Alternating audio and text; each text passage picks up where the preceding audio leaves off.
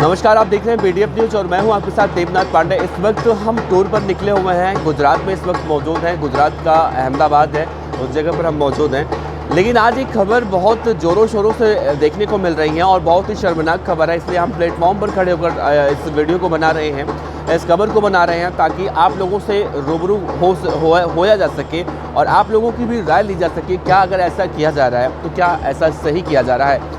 दरअसल एक खबर आज से 20 से 25 दिन पहले हमने देखी थी।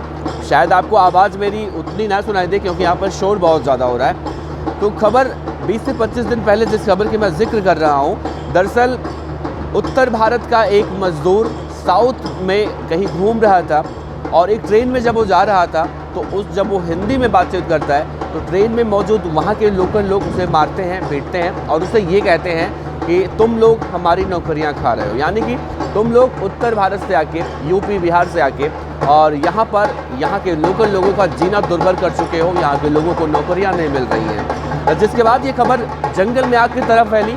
इस खबर पर कई सारे लोगों ने, विपक्ष ने अपनी अपनी प्रतिक्रियाएं ट्वीट की, लेकिन हुआ कुछ नहीं।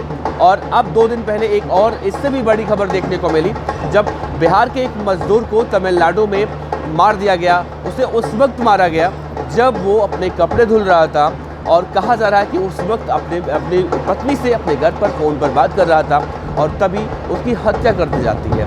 फ़ोन पर वो बचाने की गुहार भी लगाता है। उसकी माँ, उसकी पत्नी अब पुलिस के समक्ष जो बयान दे रही हैं उसमें ये कह रही हैं कि वो उस वक्त वो सिर्फ इतना ही कह पाया कि मुझे बचा लो।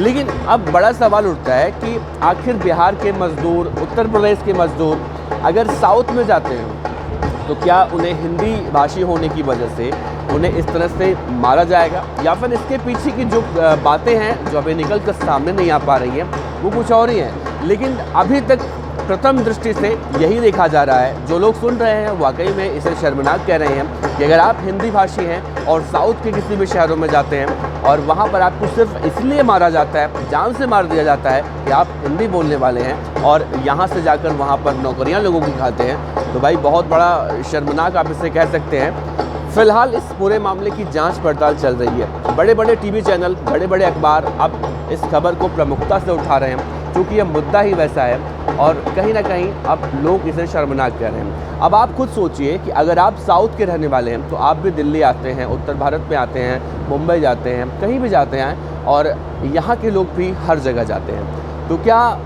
वहाँ के लोग अगर यहाँ आते हैं तो यहाँ के लोगों की नौकरियाँ खाते हैं, या फिर यहाँ के लोग वहाँ जाते हैं तो यहाँ के लोग वहाँ के लोगों की नौकरियाँ खाते हैं? ऐसा कुछ नहीं है।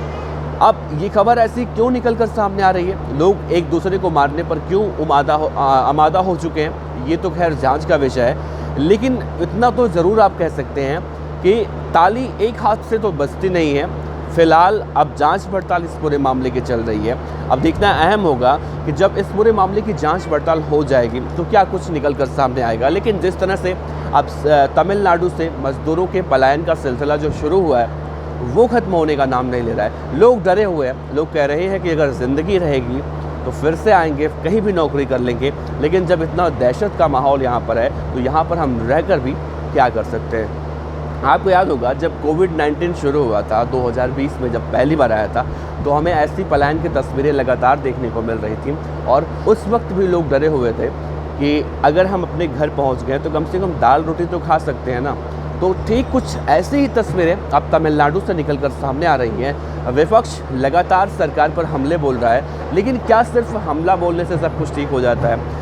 क्या सिर्फ हिंदी भाषी होने की वजह से लोगों की जान ले जा रही है, या फिर इसके पीछे की जो मंशा है, इसके पीछे की जो कहानी है वो कुछ अलग है? क्योंकि मुझे तो नहीं लगता कि सिर्फ हिंदी भाषी होने की वजह से लोग वहाँ के जो हैं वो किसी की हत्या तक कर दे रहे हैं। बहरहाल देखना अहम होगा कि जांच पड़ताल जब पूरी होगी इस मामले में तो क्या कुछ निकल कर सामने आएगा।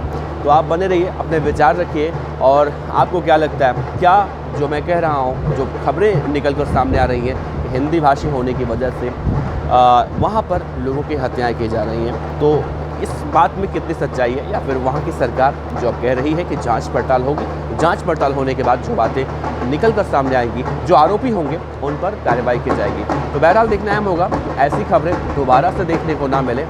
ऐसी खबरें वाकई में बहुत ज़्यादा शर्मनाक होती हैं। तो आप इस खबर पर अपनी राय दीजिएगा। आपका बहुत बहुत शुक्रिया। देखते रहिए VDF न्यूज़। नमस्कार।